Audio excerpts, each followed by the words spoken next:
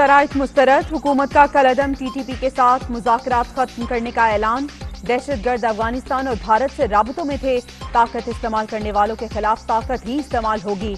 रियासत और पाक फौज पर हमले करने वालों को जवाब देना पड़ेगा। शेख रशीद का दो टोक पैगाम, तमाम चीफ सेक्रेटरीज को फोर्सेज अलर्ट रखने की हिदायत।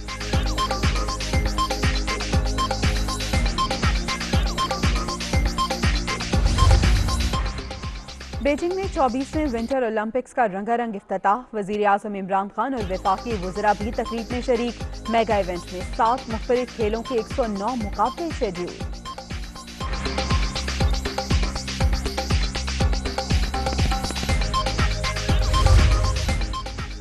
और बड़े इवेंट में बड़े मुकाबले। नेशनल स्टेडियम में पाकिस्तान सुपर लीग 7 का एक और अहम मैच। कराची किंग्स के खिलाफ पेशावर ज़ल्मी की बैटिंग जारी।